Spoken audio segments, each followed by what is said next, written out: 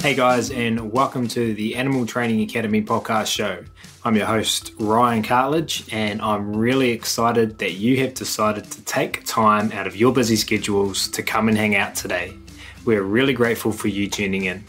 And if you have been listening to the podcast for a while, we really appreciate this. Thank you so much. Hopefully you have subscribed so that you never miss an episode. But if not, or if you are new to the show, get yourself over to iTunes, Stitcher, animaltrainingacademy.com, or whatever it is you're listening to this podcast on, and hit the subscribe button to make sure you don't miss a single episode. We are bringing you today's episode on behalf of the Animal Training Academy, or ATA membership. If you like the conversations in these podcasts, then I want to invite you to continue them with like-minded people within the ATA membership area, which you can find out more about over on the ATA website. Within the membership, you can get access to twice monthly live web classes, the back catalogue of previous web classes, plus a huge library of videos and projects to problem solve different training situations. And we're a sociable bunch with an exclusive private Facebook group, forums area, and WhatsApp chat groups. It's like a Netflix social media platform for animal behaviour nerds.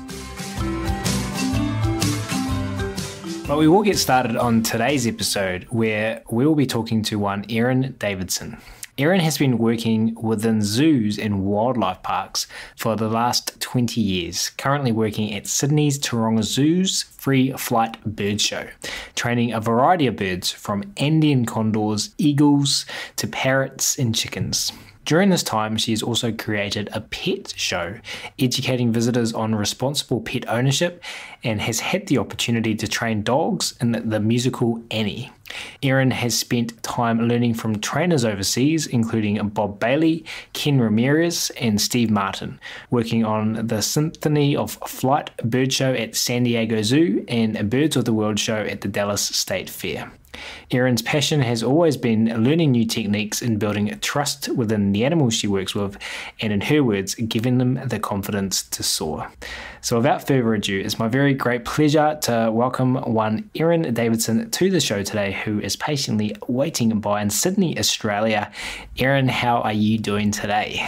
Hello, I'm very good, thank you. And thank you for making time for this. The podcast audience can't see it, but you're hunkered in your daughter's bedroom while Grandma's looking I'm after escaping her. Yeah, that's right. She's asleep at the moment, so hopefully Grandma will have a good run while I'm doing this interview with you.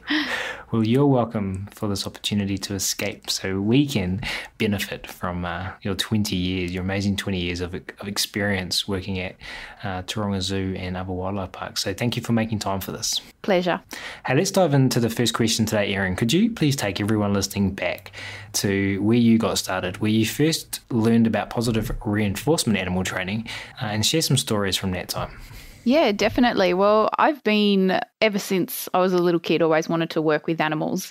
And pretty much straight out of high school, I ended up volunteering at a different wildlife park and getting jobs in there. So I've always worked with birds and Australian mammals throughout the years. And I've always been keen to learn how to train them. You know, behaviour's always been a big thing for me, always wanting to watch the birds in the aviaries interact with each other. And I was lucky enough that I had a few friends that were in the training field. One of my positions, though, had another small wildlife park. There was a trainer, and I remember asking him if it was all right if he gave me a few pointers, some tips, and he was quite happy to help. This was at the very start of my career, so this would have been like 18 years ago. So you could imagine, I guess, some of the tips that he would have taught upon me back then. And I was lucky that he didn't really have that much time for me because a lot of the training techniques that he was trying to teach upon me were things like, you have to have a parrot down low because of a thing called height dominance. So you have to be towering over this parrot, have the parrot in the corner of the room, because these are the things that are going to make you more successful in training. And I'm just so glad that he didn't have that much time for me, because I just, you never know where you're going to be. You look at these mentors and, sometimes you just think that what they're talking about is right. But it wasn't until I actually got a job at the bird show at Sydney where, it just opened my eyes to, I guess, a light of what actually it means to be able to train an animal. Training an animal was just about building confidence, and building that trust with that relationship. And I had the opportunity to work with so many amazing trainers that are still working at the bird show now. I think at least half of the people there have been there for over 15 years. It was just great to be able to have that chance to educate myself further. And from that, doing Susan Friedman's LLA courses and really trying to get a good understanding about behaviour change. And with birds, I've had dogs my whole life and have dabbled with training with them beforehand. But, I feel like it makes you quite a good trainer when you can get this bird that's just so nervous of you, and you have to try to use your skills in training to turn them around to have that trust. And once you have a bird feeding from your glove for the first time, it's pretty amazing. So I'm very grateful for being able to work at that bird show and have those amazing trainers teach me a thing or two about positive reinforcement. And for all our dog training and horse training folk out there, when you say feeding a bird from a glove, can you unpack what that means? Well, I'm like in my bird nerd little spot of heaven right now going, hey, let's talk about birds. But birds, yeah. Well, so basically with a lot of the raptors, mainly, not the parrots or anything, you do have to, there is a level of PPE that goes on with the job. These are birds that have got extremely sharp and strong talons. And so when you do have them on your hand, you do have to wear a leather glove just to help protect your hand.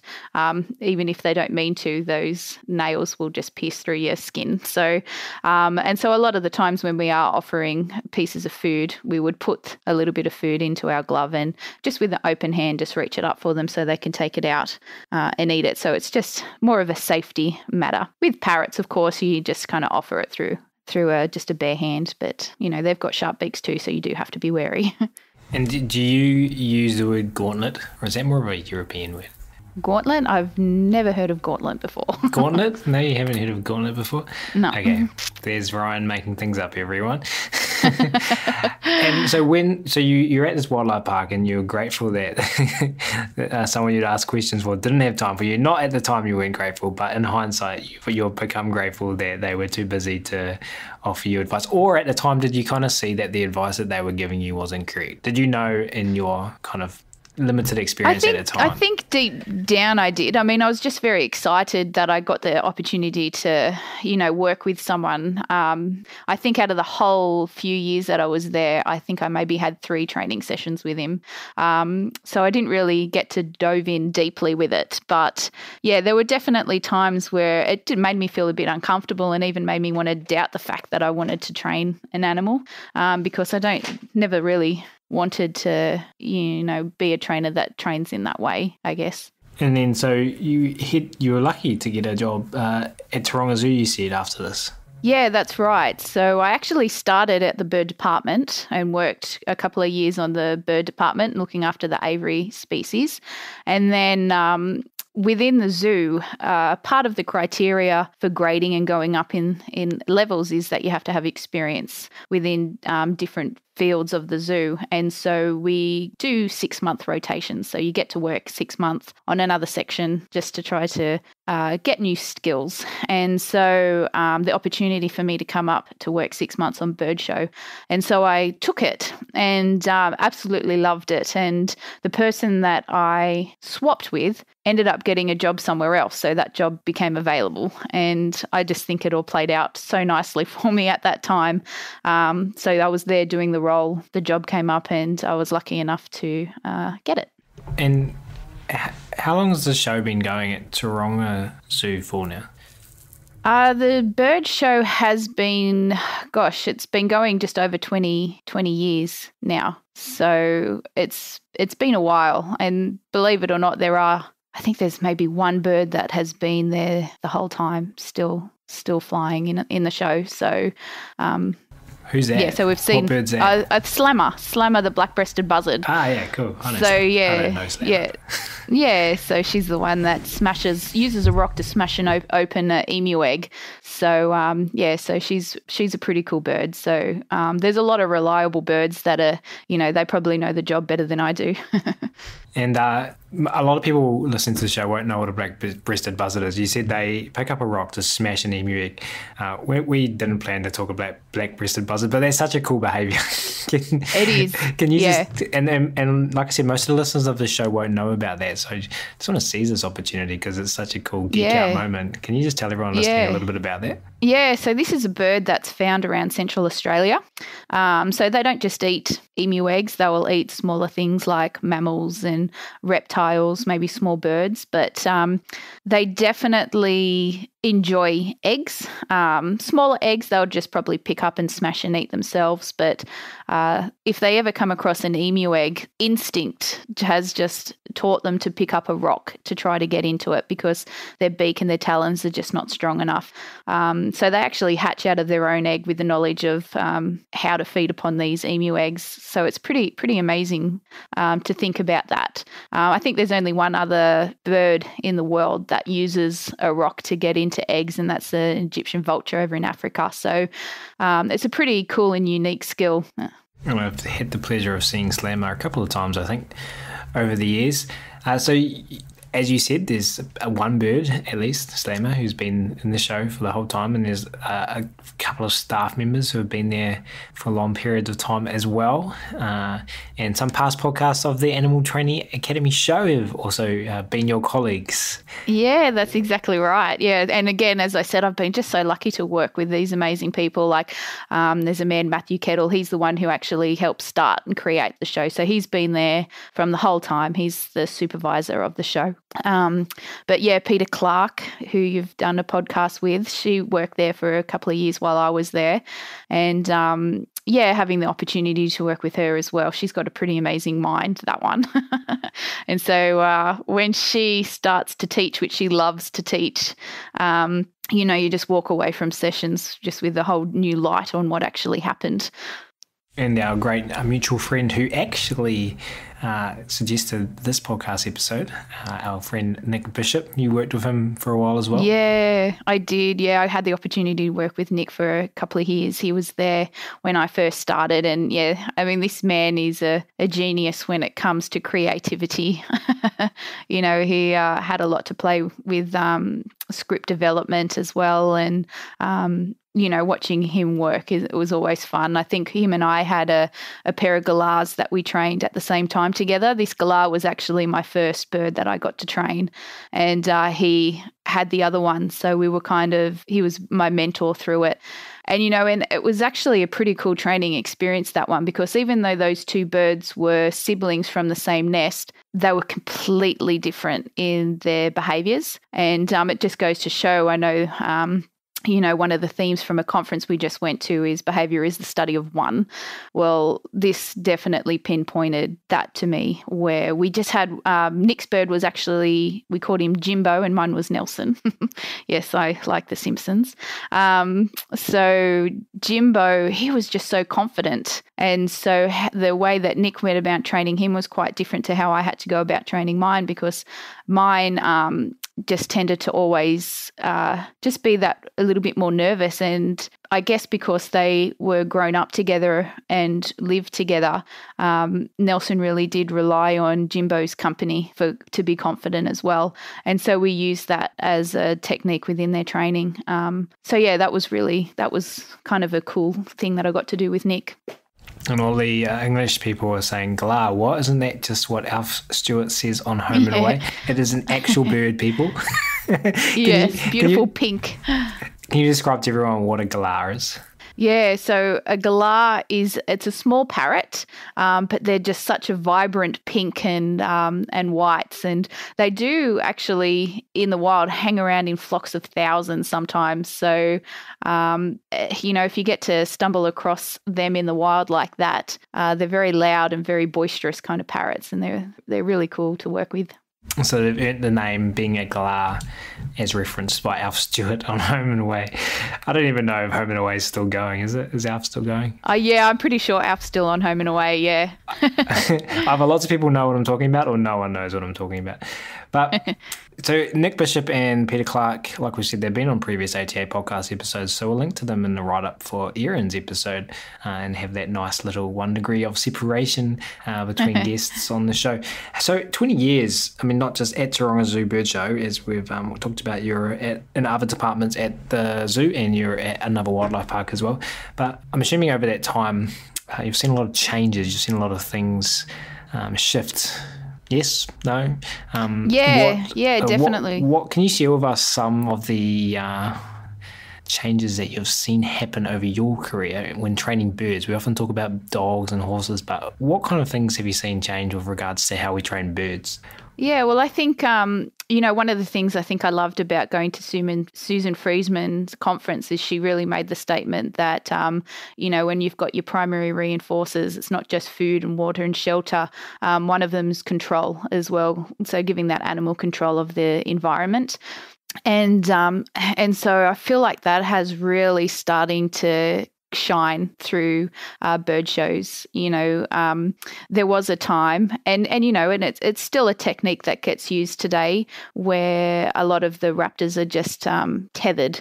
And what tethered means is when you're looking at, and this is only for raptor species because they've got such strong, powerful legs, a lot of the times they have leather straps around their ankles, and from that they have a thing called a jess, which is basically a small little bit of leather strap. So when they're on your hand, you can actually hold on to them. But from that, they get tethered to a small station with a small rope. And so they really don't have that opportunity to move around an enclosure. They can be put to an outside area where they can get some sun and some water and some light, but they can't really move from where they are. So from what I've seen from the last even 10 years of training is that people are starting to move away from that. None of our birds are tethered at the zoo. They've all got a huge aviary that they can fly around in. And so giving them the choice to actually move forward and to participate, I think, is huge. It gives you just so much information of where that bird's head's at as well. So when you're starting a show, if that bird's sitting up the back of the aviary, well, if you go in and throw it outside for a show and it's telling you that it doesn't really want to participate today, well, then you're going to have a bird that might take off, which I wouldn't blame it if it's not getting listened to. So a lot of the training and a lot of the things that we do these days is really just watching the animal's behaviour, and if it's not wanting to come forward to participate for show, well, then we try to assess why and try to make it make changes so it wants to come forward.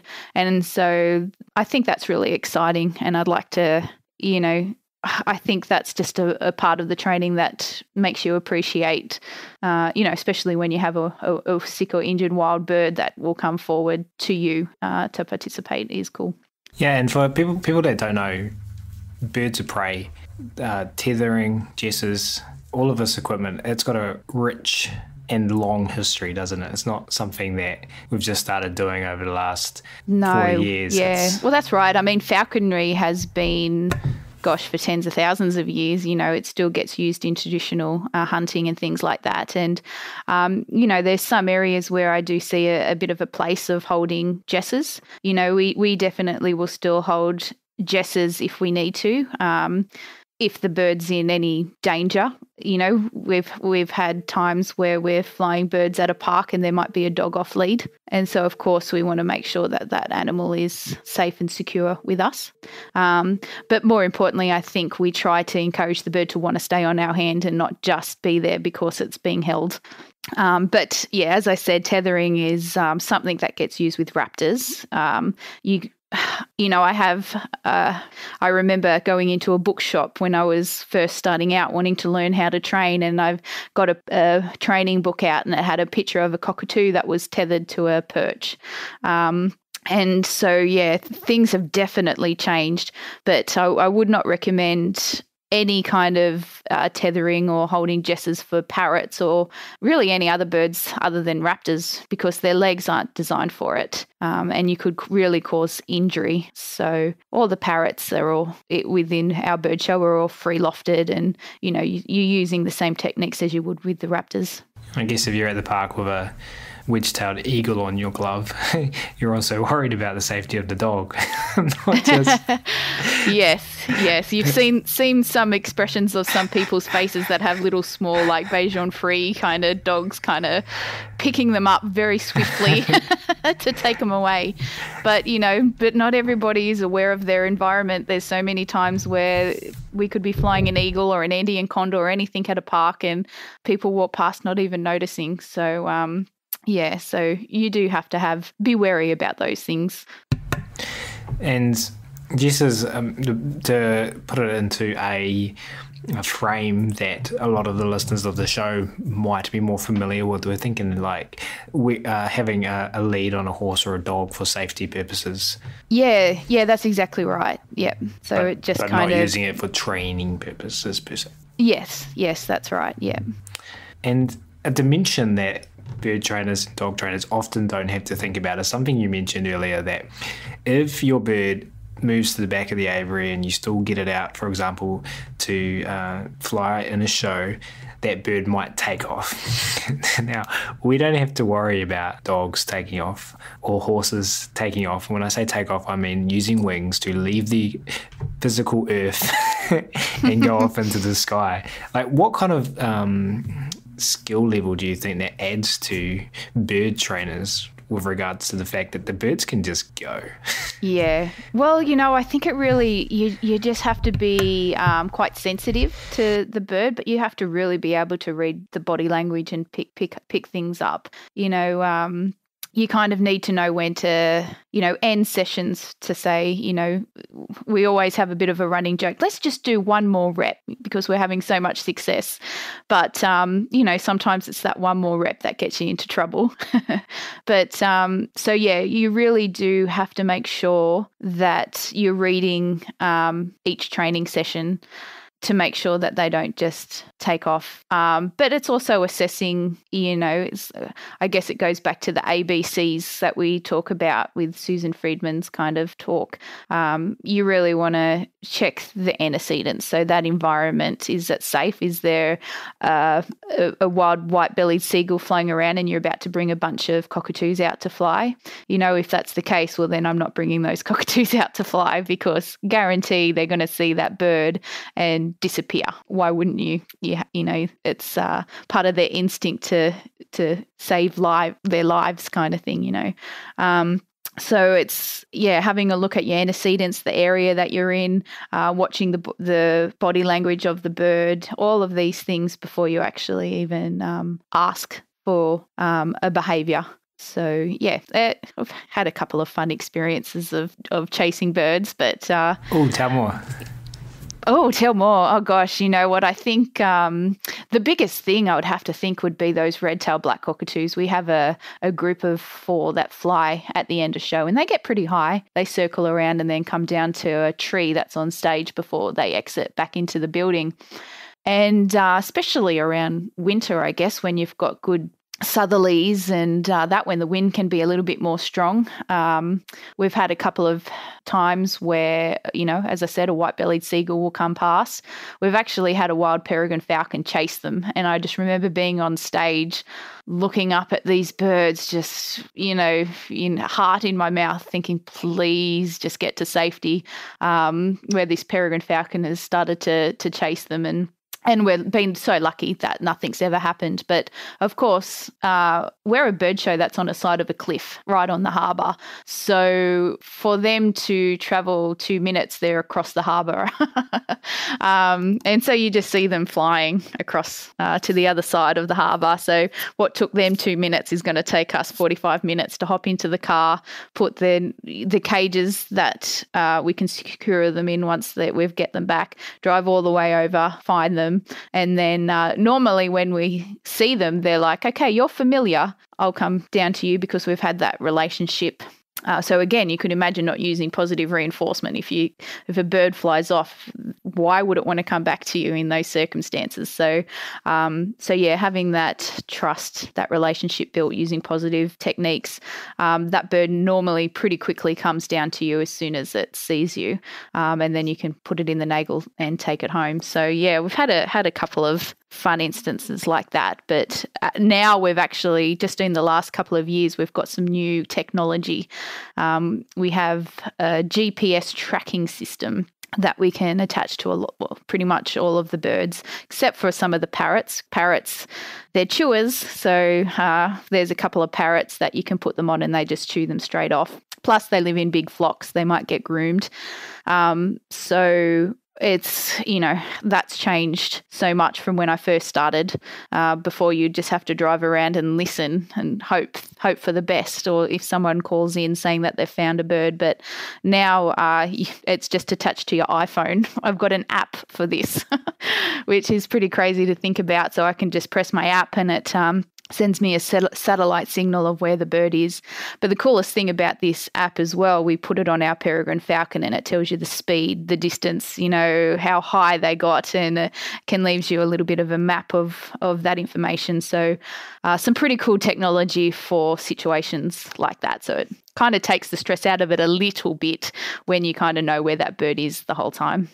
Yeah, well, I remember we never had any of that when I was doing free flight bird shows. We'd be running around with our big antennae and our telemetry gear, listening for little beeps on our radio. Gosh, yes. And there are still some birds like that, but yeah, God, it takes the stress out of it when you're just relying on this beep, beep kind of noise. Like, okay, we've got it.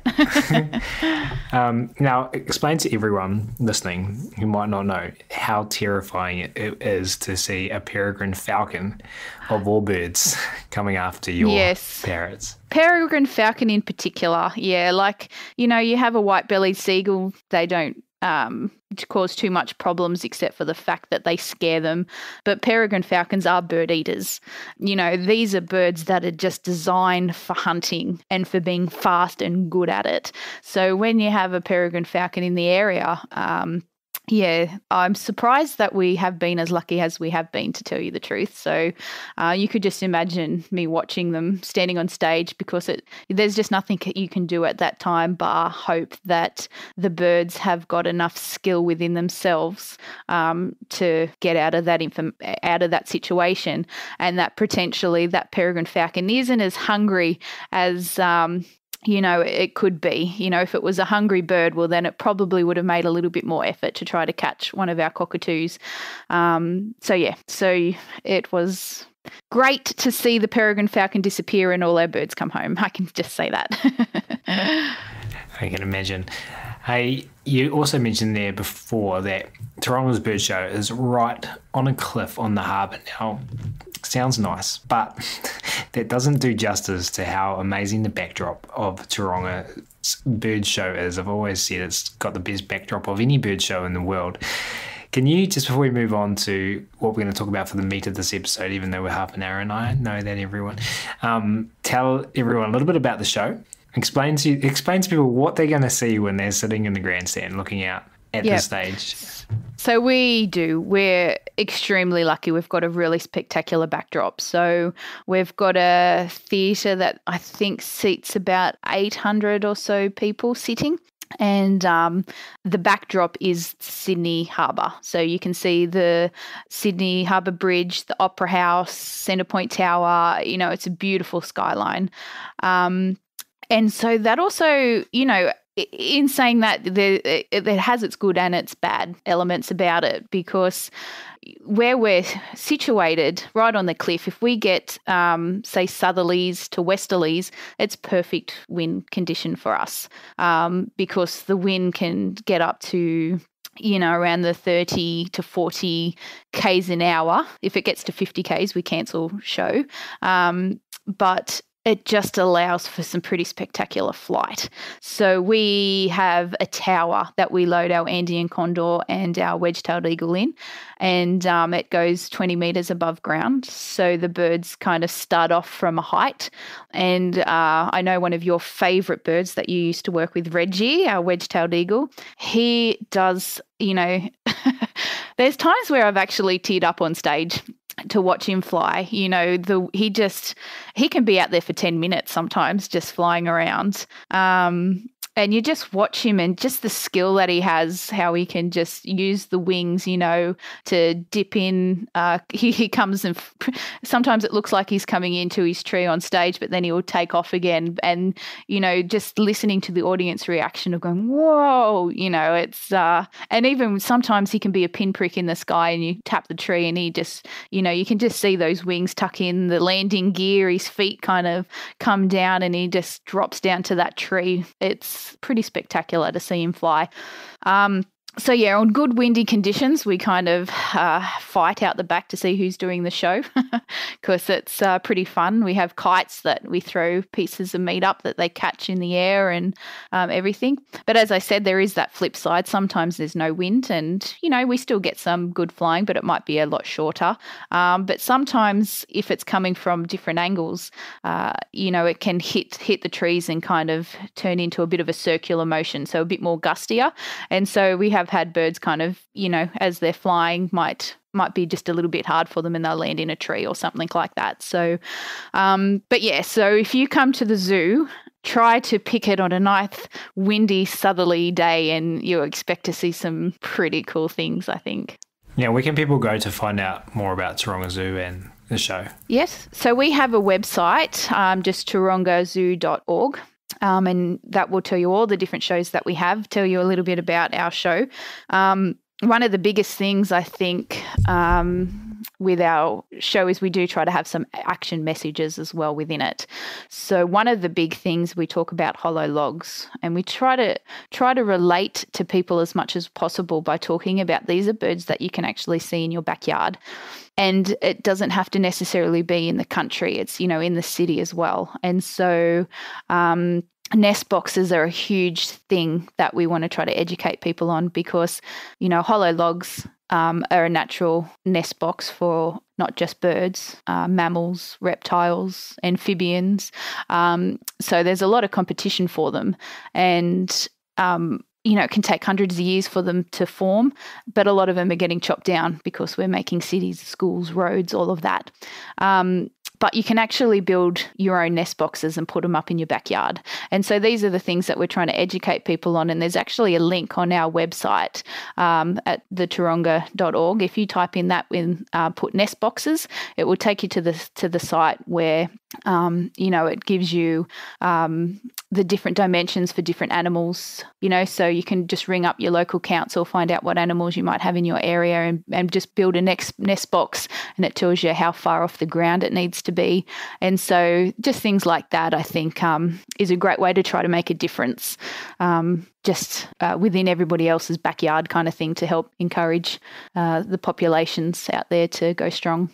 Yeah, we'll link to that actual nest boxing building page on the write-up for this episode because life out there in the wild is hard, and we're going to be talking a little bit more about this now because moving forward I want to continue to geek out about training birds and talk about something we haven't really discussed on the show before, and this is how you would train a wild bird of prey. So let's imagine a bird's coming to you guys in need of help. It's been found in the wild, it's young, sick or injured, and you've been tasked with training this bird either for release or, if unreleasable, to potentially be trained to live life in human care.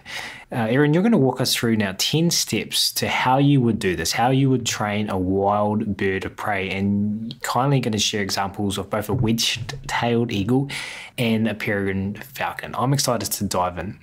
I briefly mentioned some possible reasons already, but maybe start with why a wild bird of prey might end up in your care in the first place. Yeah, definitely. Well, our vet clinic gets a lot of animals in each year, thousands and thousands. And one of the main reasons why you would probably find a wedge-tailed eagle or a raptor come into care would be, it's a hard life for them out there. they have to learn how to hunt and feed themselves in urban areas as well. So, we always go through boom and bust. So sometimes there's a lot of food availability and sometimes there's just not. So a lot of the times we get a lot of birds in that are maybe a first year bird. So birds that are, around the 1 to 2 years old, where they just haven't got the skills that they need to be able to survive, whether it be just that there's not enough food or whether they're just, within themselves unable to hunt. And so we do get a lot of birds that come in that have just been starving. So a lot of the times people might try to feed them up and release them again. But if it's because they don't know how to hunt, then they tend to just end up back in captivity. So a lot of the times, a lot of the birds that we get in fit that category. And so that, I guess, to us for a bird show, they can fly. They still get to live that life of soaring high and flying, but they have food availability and veterinary care as well on top of that. So if they don't come into care because of just being hungry and starving, not being able to find food, they've probably been injured. Cats, cars, human impact are a lot of the reasons why birds will come into our care. And so let's say let's talk about this wedge-tailed eagle and this peregrine falcon. Can you briefly share their stories, and then we'll blend that into your 10 steps that you take? Yeah, okay, definitely. So Gina, she was our wedge-tailed eagle. We don't really know much about her. We know that she was an older bird just because of the colour of her. Normally a wedge-tailed eagle, when they're young, they're actually quite light and blonde in the feathers, and they get darker with age. So we know that she was an older bird just because she was quite dark. But she was found at a place called Dubbo, which is kind of out country New South Wales. She was found unable to fly. She actually got handed into some carers there where they just tried to feed her up and release her. And once they released her, they found her about 100 metres away on the ground again. So it was pretty clear that she wasn't able to fly. So she ended up coming into Taronga, and we decided that we wanted to try to work with her to see what we could do. Again, we have no idea really why she couldn't fly. The vets put it down to some kind of muscle myopathy, so she just had no strength in her wings, in her muscles. So when we started training her, we really just focused on the training style to help build strength. So it kind of turned into physio sessions, really. Training her to fly up and down, so inclines and declines, because when you're flying up to something, that's really going to start working those pec muscles and building strength. So that's her story. With the peregrine falcon, actually, I called it Clarky after Peter Clark.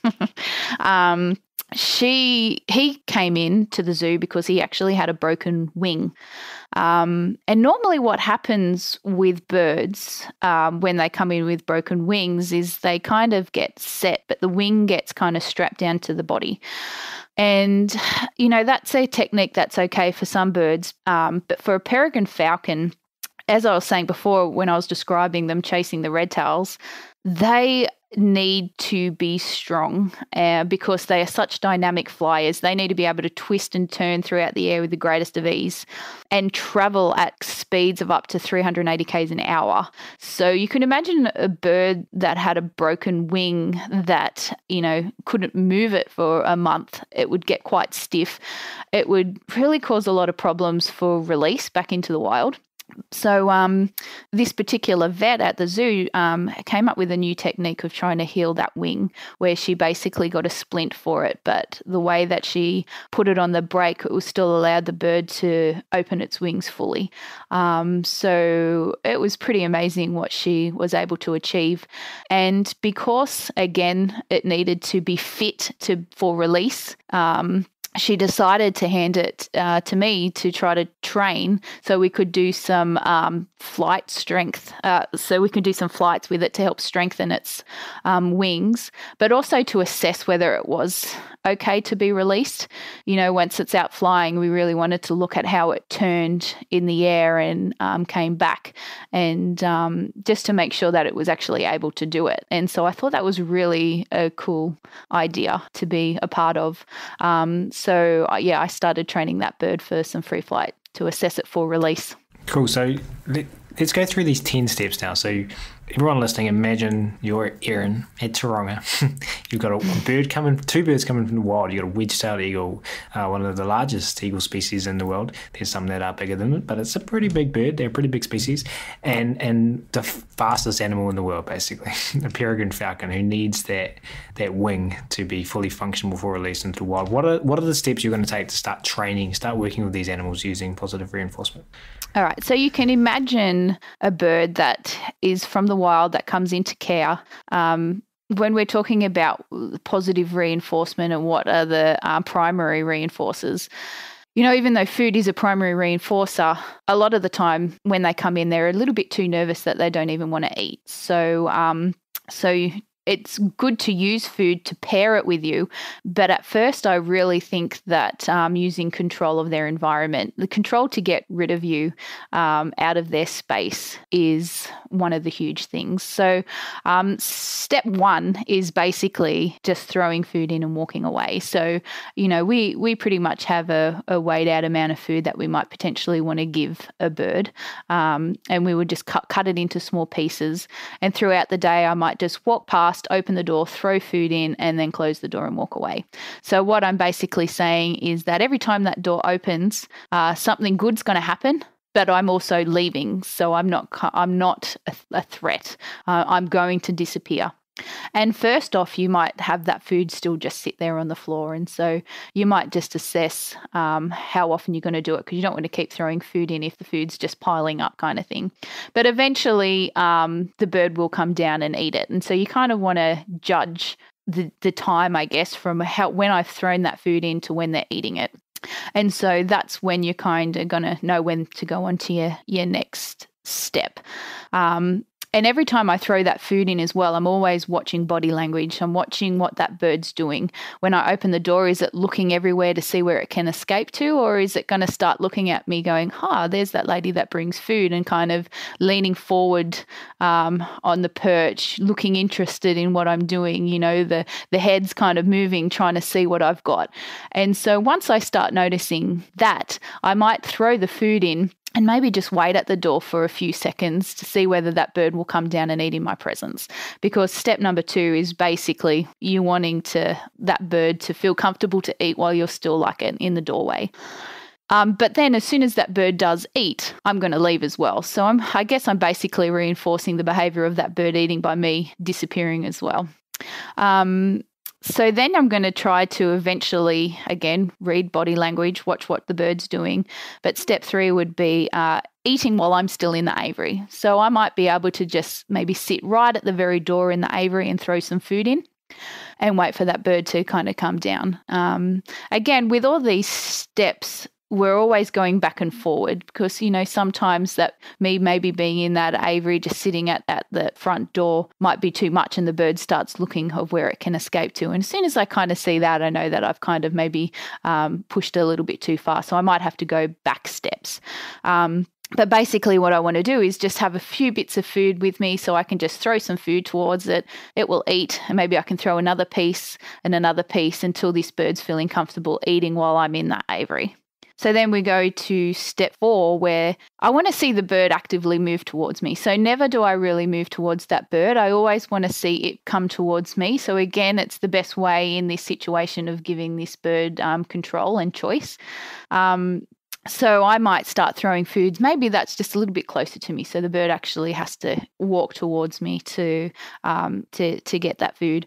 And once I can see that bird's feeling comfortable and is eating pretty readily, I might then go to maybe the perch where that bird is standing, but encourage the bird to walk along the perch towards me. So again, putting some food on the perch so the bird will come in and eat, until eventually I can actually, as I said before, put bits of food in my glove and reach my hand up high so it can actually take food from my glove. So that first time where that bird takes food from your glove is a pretty cool moment, I have to admit. It's gone from being a bird that just does not want anything to do with you, looking for escape, to trusting you enough to be able to take food from your hand. So that was step 5. So step 6 is actually getting that bird onto your glove. Now, with raptors, when they're eating at a carcass, if they're pulling at a bit of food and it's not coming off cleanly, they will put their foot on that carcass to try to sturdy it and then use their beak to try to pull off that bit of food. And so we kind of use that same similar techniques for our glove. So I might have a little bit of food and it's just so used to just being able to take food, but I might just hold on to it just for a little bit. And so once it's starting to pull and realize that my kind of hand's kind of going up with it and that the food's not coming easy, it might actually put its foot on my glove just to sturdy it. As soon as that foot comes onto my glove, I open up my fist and let it have that food. So I'm reinforcing. Again, it's all approximations. It's all about reinforcing those small steps to getting it closer to you. So eventually the bird is learning that it has to put its foot on my glove to get the food. And then eventually it might put both feet up and then you can hand it a few pieces in the glove so it's just sitting and eating on your glove. Now, at any time that bird wants to leave my glove, I always let it leave. I never hold on to jesses or I just want to let that bird know that being on my glove is a safe space, and if it chooses not to be on there, it has the ability to escape if it needs. And just with that builds the confidence and also builds the trust within us to keep going further on with our training. So once the bird is sitting on the glove, eating, feeling confident, then I might start moving around the aviary and actually just walking around with the bird on my glove. Again, being able to leave at any time. So at this stage, with both of the birds, this is basically what we got up to. But now it's kind of getting time where we have to think about actually leaving the aviary so we can start this flying training process. So with Gina, the wedge-tailed eagle, we actually box trained her. So exactly like you would crate train your dog at home, we took the box into her aviary. She could kind of jump down into it, always had that ability to escape. All of the reinforcements were either around the box or inside the box. So eventually she would go in, she could take some food, and then she could come straight out again until she was quite keen to just jump inside that box. And we didn't start closing the door until she was feeling comfortable. And we also have like a bit of a hole in the side of the box. So while she's in there, I can just keep offering her lots of small pieces. So she, thinks there's going to be more food. There's more reason to stay inside that box. And when we do start thinking about closing the door, again, we give them control of that door. If at any stage they feel uncomfortable with the movement of the door, we just open it straight away so she can hop out. And as soon as she realizes she can, suddenly that movement of the door and the closing of the door, well, it doesn't really seem to be important because she knows that she can control it and get out if she needs to. Now, with the peregrine falcon, actually, we didn't box train him. We actually used traditional falconry techniques. We actually used a hood. So a hood is just like a leather piece of a piece of leather that's been designed in the shape of the head. You might see in old photos of falcons and other birds of prey wearing this kind of funny leather thing on their head.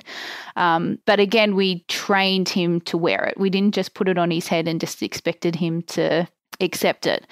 We put little bits of food in there. So we actually had to stick his head all the way in to kind of get the food and take it on and off until eventually the hood goes on, then it comes off, you get a piece of food. So again, it's just that pairing a certain stimulus with reinforcement. And the reason why we did that with the falcon was it just makes it a bit easier to travel. You can just walk around with the bird on your glove and have that hood while we're traveling in the car and things like that. So again, if you have a crate with a dog in it at home and for whatever reason you might be traveling, there might be things that you don't know, you might put a blanket over the crate and it just makes it a little bit darker and makes them feel a bit more safe and secure. That's exactly what the box and the hood does. It provides that shelter and safety for that animal. But again, because it's paired with positive things, they're quite happy to wear it.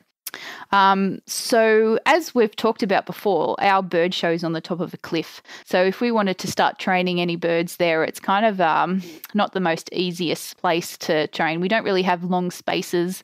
And if they do happen to get up and, they could be on the other side of the harbour. So a lot of the times we will put them in a car and we'll take them to a few different ovals that we have around Mossman. And the ovals that we tend to choose are ones that are at sea level. They're nice big ovals, so lots of space, but also potentially surrounded by trees. And so that just gives the ability of when they do start to free fly, if they do kind of overshoot a station or anything like that, they might just end up in a tree. Or if they go for a bit of a fly around, they're not going to just take off over the harbour. So that's why we choose a few of the different areas that we have. So step 9 is creance training. So again, this is going back to some falconry techniques, but and again, we would only use them for our birds of prey. So we used it both for Gina and for the falcon, where they are wearing jesses at that time, so we can hold on to them. And so again, that's important. If there's a dog off lead or something like that, we have that ability to hold on to them safely. But we also have a thing called a creance, which is a long, thin line. And so that allows that bird to travel, up to 50 metres while we're still kind of holding on to it. But the keeper that's holding on to the creance does have to run because you don't want to drag a long piece of string against the ground. It can get a little bit heavy. So we try to keep the distance between the keeper and the bird quite short, so there's not much weight, but it just means that the keeper has to do some running. So that's always fun. So with Gina, we trained her to two things. We trained her to fly from glove to glove. So we would have 2 trainers there that we would call her and she would fly and land on our gloves. But we also used a station as well. So we tend to have these bins which we turn upside down. They've got spikes on them so they can go into the ground. And then the base of the bin has got like some green kind of fake grass turf on it just to help protect it a little bit. So the bird will fly from one bin to another bin. And so basically we just get that bird out of the box and we start off really small flights. So it might even be just a metre from our glove to the bin. And then as we start getting the confidence that we need from the bird, we will start getting further distance. So again, approximations. So we will eventually have it lead up to, it could be 50 metre flights back and forth that the bird has to do. Now, with the peregrine falcon, it's a little bit different because we actually do a thing called lure fly. And lure flying is where we have this bit of leather that's shaped it's in the shape of a bird, and that's kind of tied to a bit of a rope. And so the end result will be you swing this leather lure around, and as the bird flies down to catch it, you feed it out, and the bird has to try to chase it. And it's a bit of a game of cat and mouse. If it can be a bit tricky to get the timing down right, but if you get the timing down right, it should hopefully just miss it and fly up, and it has to turn around and come back to try to chase the lure. And eventually it catches the lure. It will come down to it, and then it can come into your glove and get its reward. So this is the style of how we would train our falcons, because it's kind of cool to see them fly like that. We did have a bird that we would fly like that in show just to demonstrate just that speed and the technique of its flying. But it was probably really important for Clarky, this peregrine falcon, because we don't want to just see this bird fly from A to B. We want to actually see it twist and turn in the air to come back to assess whether it's can physically do that or whether it's going to struggle to, because these are all going to be things that we have to think about before we say, yes, it can be released into the wild. And so with this training technique, again, we would still have the creance attached to it. But we would tie a little bit of food to this leather lure and just drop it on the ground, and the bird just had to fly to this lure. We could just do reps of that, and every time it would get a bit of food on the lure, but then it would come to our glove and get some food as well. And we would start moving that distance back and back and back until, it was flying 50 metres to the lure. So once the birds are pretty much flying, up to that 50 metres, it's getting a bit hard for keepers to keep up with them as they're flying when they're on creance. So this is when we decide to do step 10, which is free flying. Now, free flying is so much fun, and there's so much nerves that go with it for the first couple of times. But again, you just reduce that criteria as well. These birds, you set that bird up to succeed. So the first couple, you might just do those 50-metre flights or just let that peregrine falcon fly down to the lure. But then eventually you're going to have to put that lure out there and let it miss. And so as soon as that falcon flies past, you want to see it kind of go, put the brakes on and want to turn around. And straight away you drop the lure on the ground so it gets reinforced for coming back. Until eventually, again, with approximations, you're building it up to it misses, it has to fly around, come back, it misses, it has to fly around and come back until it eventually gets it. So once you get to that stage, then you would pretty much say that you're at the end goal.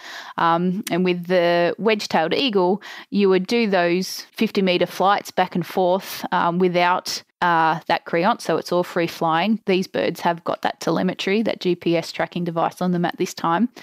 But what we really needed to do for Gina, again, it was about that incline and decline. So we started putting one of the stations on top of a hill and the other one down. So she actually had to fly up and down. And then we would start putting her into trees where she had to actually fly out of trees and things like that. So we're just building up her strength. So with Gina, it was all about strength building until we thought, whoa, she's actually doing really well. And so once we kind of felt like we've done all that we can off-site, we started training her to show.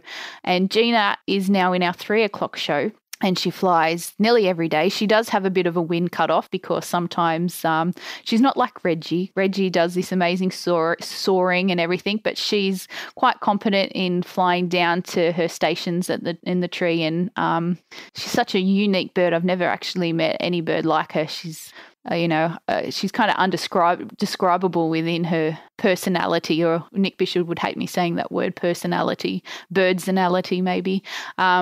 But she's just such a gentle soul. So she flies in our 3 o'clock bird show now. So if anyone wants to come in and see her fly, that's the show to see her in. But I'd recommend seeing both the 12 o'clock show and the 3 o'clock show. And with the peregrine falcon, he did really well, and he ended up getting released into the wild. So, it's kind of hard to track them from that point, but I really hope that he's doing well out there and feeding well. Hopefully got a chick or two that he's looked after. So, so they've been two of my main experiences at the show, and it's been pretty amazing to get to be a part of that. And one of the things we do say in the show when Gina flies is, one of the coolest parts of the job is to be able to give a bird their wings back. And I think that's a pretty cool experience. I got kind of emotional when you just said that. I still do these days when I say it in the show too.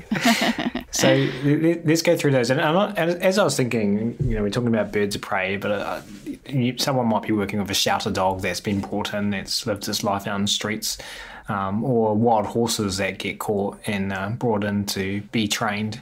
So there's a lot of similarities, I think, between what you described there with the wedge-tailed eagle and the peregrine falcon to people working with different species. Yeah, well, it's all that science, isn't it? It's all about behaviour change, and, everything behaves for a reason, whether it's to searching for reinforcement or to try to get away from it. So it's the same techniques among, even human animals as well. So step one is throw food. So you got these birds and these aviaries, just throw the food in and walk away. Step two, you're waiting at the door, but you're throwing the food in. Yeah, basically waiting for it to eat in your presence, and then leaving as soon as it does. Cool. And then, so that's step three, and then step four, you actually want to see the bird move towards you. Yep. Then you're going to move towards hand feeding, potentially if you're working with other species, but you've got this big thing called a gauntlet on, or a glove. Yes, a gauntlet, yes. I might use that word from now on. And you want this, I'm curious as to what part of the world that comes from now and how I have come to call it a gauntlet. But it probably is a word. I'll give you that one. It probably from maybe Europe it's North America. Like I don't know. Anyway, I don't know. Someone will tell us. And then you put the food in the glove, and you want to see that bird actually move towards you. That's step 5, isn't it? Putting the food in the glove. Step 5 is bird eats from your glove, basically. Yeah. So that'd be like hand feeding your horse, maybe, or hand feeding a shelter dog with protective contact. So you might be behind a barrier when you're doing that. Number 6 is getting the bird onto your glove. And at this stage, you've mentioned the word trust so much, and I'm getting it, and I think an overall theme from this podcast episode. I'm getting this recurring, not idea, but important component of what we do.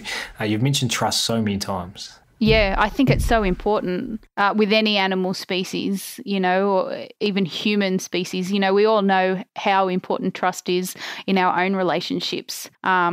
So trust within the animals that you work with, because I always find once you build that trust, that confidence within them, the training part is actually the easy part. It's really just building it up so they feel safe to do so. Number 7, you're going to start to walk around with the bird on your glove. Number 8, is that correct?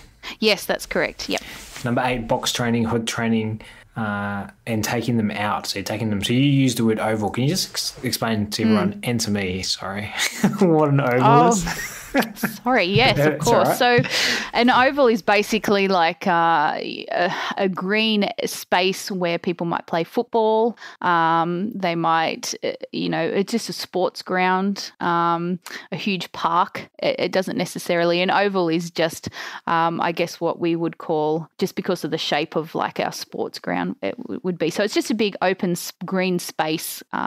Generally, it's lined with trees. Cool. So you're taking a bird down there, and you're talking about wearing crayons. So I'm just thinking about dog training when you say that, and us people who work with dogs as well, not wearing because the dog's wearing it, not us. That would be weird. The dog wearing a long line, and so you've kind of got this point of attachment just in case. It's like training wheels. Yeah, that's right. Because at this point, they're still not 100% confident within their environment. You've just taken them to a whole new place that they've never seen before. So you can't expect them just to be, happy just to hang around with you at that point. So especially, as I said, there could be other stimuli in that area that could be quite aversive. So just having that just in case, it's really important. And then number 10 was free flying. Yeah, that's right. Pretty exciting and amazing that you got to release the peregrine falcon, and so cool. I hope people listening to the show can actually head to Taronga and get to see Gina, and they can potentially see Erin as well, and you can go and say, hey, I listened to the show. Yeah, that would be great. If anyone does, I'd love for them to come down and say that they heard this podcast, and that's, that would be pretty cool. Hey, that was absolutely amazing. I thoroughly enjoyed that, but I am a bird nerd at heart. So it's been a pleasure to talk about all of this stuff with you today. We do have one last question just before we finish up today, and this is a question I ask everyone, and super keen to hear your offering on this today. We started off the show with where you got started, Erin. Now, though, I'd like to invite you to take us into the future. What kind of things do you want to see happen over the next 5 to 10 years? We can talk about the bird training world if you want, or the animal training world at large. I just think that, again, I keep quoting Susan Friedman here, but, she always says that this is the science now, but the science is always changing. And so it's just for us to all be open-minded. It's so easy to get stuck in our own techniques and think that this is the only way, but to actually get out of your comfort zone and to explore different ideas and change with time. I think it's really valuable because even in the time that I've been training, there's been so many little things that have changed that we don't do anymore. But I think, the biggest thing is just trying to take that ego out of it. A lot of the times when we train, you want to be open for feedback and not get too concerned if you make mistakes, and just, embrace those mistakes, because I always say there's no bad training session. There's just a whole lot of information that you can gain from it. So just, I guess, relaxing a little bit, even with me, a bit more with it, and be okay to make mistakes, and be okay to, just listen to the animal and change if you need to. I think they're the biggest things, I think, that would be cool, for me and any trainer out there to listen to, to go forward for the future. Yeah, awesome, amazing. I resonate with that very strongly. And I was just thinking as well, just before we do wrap up, just a nice little thing to tie it all together. As you mentioned, Reg is a bird I used to work with a long time ago in Cairns, and I had some challenges when I first started working with Reg, and I came to Taronga Zoo, and I don't know if we met at that stage, but I met Nick Bishop. I think I might have said hi in the background kind of thing, and maybe I was busy doing something else, but I think I definitely did meet you just for a split second. You definitely were extremely kind to me at a later visit, showing me around and spending time showing me some of your training and your birds. But at this time, Nick kindly offered to help me train Reg, the wedge-tailed eagle, who was living at Cairns at the time, and I was working with him, the one that Erin's been talking about in this episode. And we just did pretty much the process that you just described here. So I did that with Reg, just to build my relationship. So it's that's neat. Cool, and it worked well for you. Yeah, it worked fantastic, and me and Reg had an amazing relationship. But it was all coming from Taronga. It was all coming, and Nick was saying that he was going and talking to the team and getting ideas and coming back to me. So you would have been one of that team, and there you go, tying it all together at the end. Well, one of the best teachers I've ever had, Reg, the wedge-tailed eagle. Yeah. I think we've all had one of those birds, hasn't it? That's just taught us so much. Amazing. And I can't wait until next time I'm in Sydney and I can come and see you and come and see Reg. And that'd be great. Tell the weather gods or whatever they are to make sure it's 50 kilometres an hour southerly on that day. Is that correct? Yes, that's right. Yeah, you'll get a good 10-20 minutes of viewing of him flying if that's the case. Hey, thanks so much for everything today, Erin. It's been an absolute blast. We really appreciate you making time to come and hang out with us here at Animal Training Academy. Thank you so much. Thank you. It's been so much fun. It's been an absolute blast. Everyone listening, we appreciate you tuning in today as well. And if you've enjoyed this episode and you're interested in carrying on the conversation about working with our animals in the most positive, funnest, choice-rich ways, and as mentioned at the start of the episode, the Animal Training Academy community is waiting for you. Head on over to www.animaltrainingacademy.com. Click on the membership button in the main menu to learn more about what members are describing as the Netflix social media platform for behaviour nerds. There's something there for absolutely everyone. We're looking forward to having you join the tribe. That's it for this episode, though. We're going to wrap it up there. Thanks again so much, everyone, for listening. You'll hear from us again soon.